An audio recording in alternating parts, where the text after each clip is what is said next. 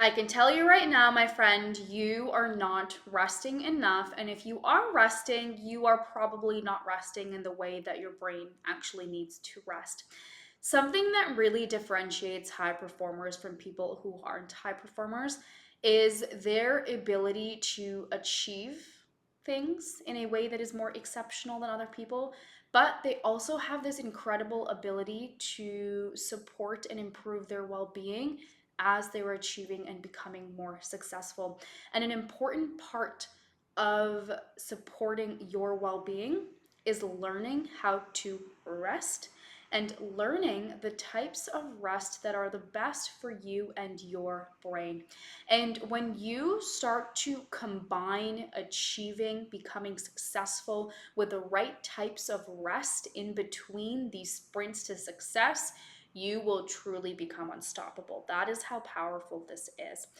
One of the reasons, too, why rest is just so incredibly important for you to implement in your life is because when we rest, we support our nervous system.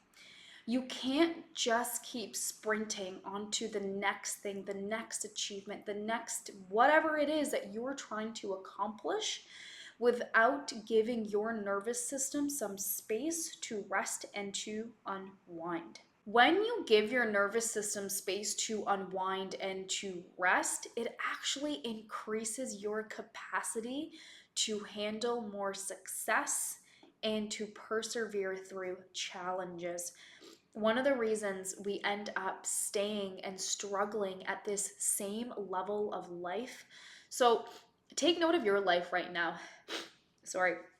And I'm sure that when you take note of your life, you can start to really observe and see some of the things that just trigger you over and over and over again. It could be the way your partner looks at you, or something that your sibling does, or a coworker does, and you're just like, oh, this thing irritates me every single time. And when we don't learn how to support our nervous system, we end up being stuck at the same level of life because we've never expanded our capacity to handle challenges. And if we can't handle challenges at the current level of life and success we're at, we are never going to up level ourselves and get to that next level of success, because that next level of success requires us to have the ability to handle the next level of challenges. And when you support your nervous system with the right amounts of rest, it expands your ability to handle big challenges. And when you can handle big challenges, you will also welcome with it big levels of success. That is how powerful working on your nervous system, giving your body and brain the right types of rest can be. Now, when it comes to rest, rest has been categorized into about different types, different categories. And I know that looking at rest in this way might seem really overwhelming for you, but don't you worry. I'm going to simplify it for you, because it's not about choosing one activity that's going to help fulfill one rest, but it's about being smart with this and choosing activities that are going to help you really address all the different types of rest so that you can support your brain in the best way. And so, starting off, rest is important. Rest is so important. Your inability to take enough breaks during the day is going to really affect your ability to be successful long term. So, very important for you to understand. So, let's go through the different types of rest. So, the first one is physical rest.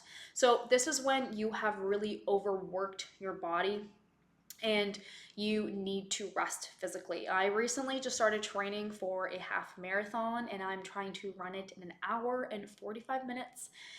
And the first sprint workout I did on Monday, my body was like completely pooched. I had to literally lie in bed and nap for an hour after that because I have not pushed my body that hard. Now, I'll be honest with you, you probably don't really need physical rest. If I'm being honest, for a lot of us, we are really just sitting around all day long, and our body doesn't actually need physical rest.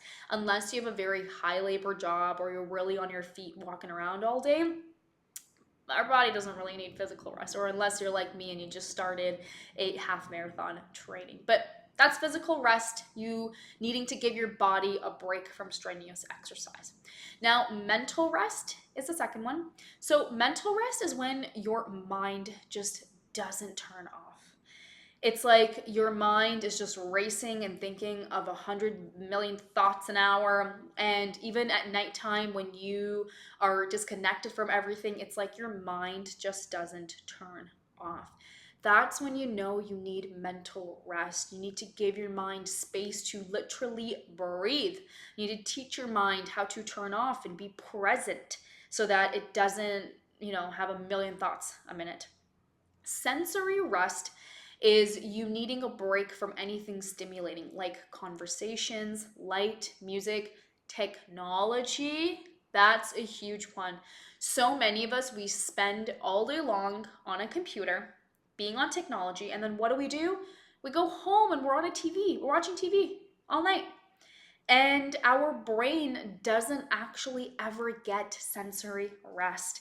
I know for me, by the end of today, so I'm batch recording my content, and I definitely feel the need of having some sort of sensory rest, and really this inner urge and need to just step away from technology for a little bit. And definitely going to go on a run after this recording or go work out because I need that sensory rest. And what's important too is, for example, with me, right? If I'm going to go work out, I'm actually going to go work out without any music, without having my phone beside me, because listening to music is still activating your senses. And this is what sensory rest is. Sensory rest is giving your senses a break. It's about giving the sight, the smell, the sound, the taste, all of that a break so that your body can just unwind. And for a lot of us, we need sensory rest, especially if you have lots of a big chaotic environment, maybe at home or at work, or you're on technology all the time. Sensory rest may be something that you actually need. Emotional rest is another one. This is about giving yourself space to feel what you feel, to be able to express your needs in a safe way, around people that you trust and love. Very important rest. I think a lot of us need this rest and we don't realize it.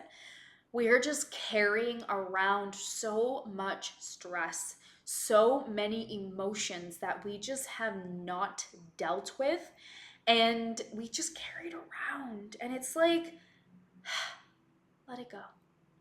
Let it go. Find an outlet. Turn to people that you love and talk to them about how you're feeling. That's emotional rest. Social rest, this is kind of the opposite of emotional rest. It's resetting your social battery, right? So it's like you spent a weekend, the entire 3 days with people, and now you're just like, I don't want to see people for another year of my life. So that's just separating, getting your alone time. Creative rest, you know you need this when you feel like you can't brainstorm anything new and new ideas aren't coming your way, right? It's that creative block. And then spiritual rest. This one is all about connecting to something deeper than ourselves. And it's about essentially creating that sense of community and that deep connection with the world, the universe, whatever it is that you want to call it. And I think this is a really powerful rest that, again, a lot of us really underestimate the power of. So those are the 7 essential rests. Now, again, sounds overwhelming. You're just like, okay, like how am I supposed to fit this in a day where I already don't have enough time? And so here's the key. As I said before, it's obviously not about you trying to have 7 different breaks with 7 different activities that help you fulfill these 7 different rests. No, that's not the right way to go about doing it. What I'm going to take you through are different activities that help you fulfill the different types of rests. And one activity can really meet the criteria for the 5, 6, 7 different types of rest that you can do and have. So let's go through it. Nature walks or hikes. Just honestly, I should slash like go hug a tree. Go hug a tree. Go look at a tree. Go focus on a tree for 10 minutes and watch that just change your life, okay? So why nature walks or hikes work so well? It fulfills physical rest, right? So you are doing gentle exercises. It gives you a mental rest because it helps to just clear your mind. It helps you separate from the screens and work and busyness of life. It gives you a sensory rest because you're in a natural place and there isn't artificial stimulation there. So put away your phones when you go do this. Creative rest. Nature. There's actually really cool research on nature helping to increase creativity, nature helping you really inspire. So great for that. Spiritual rest. So this nature walks have to fulfill this because when you're connected with nature, it helps you reflect and it really forces you to connect with something other than yourself and the people around you. So nature walks great. I think we just fulfilled one, there's written down 1, 2, 3, 4, like 5 of the different types of rest. So I think it's great. Meditation, another great way to do this. And again, 5 to 10 minutes is all it takes. If you're going to combine meditation with yoga, this can be that active, like physical rest. It gives you mental rest because it helps to quiet the mind. There's piece of sensory rest because you're just separating yourself and really giving your senses just a break.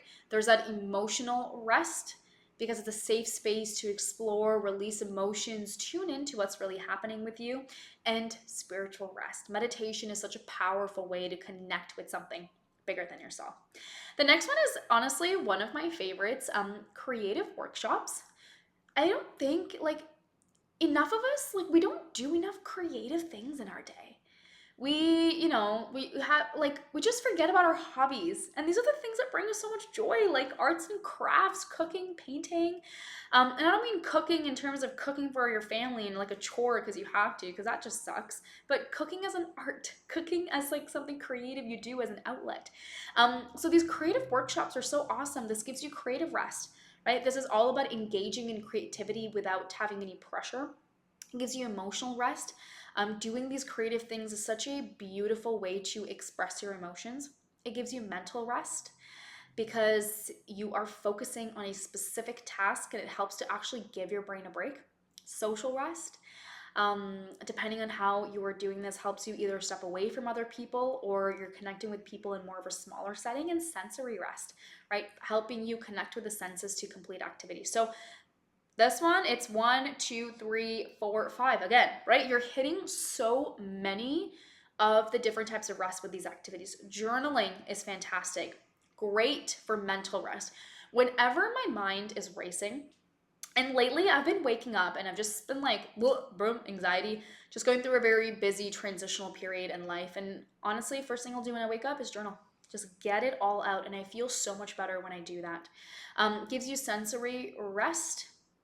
It gives you emotional rest as well, space to express and process emotions, and spiritual rest.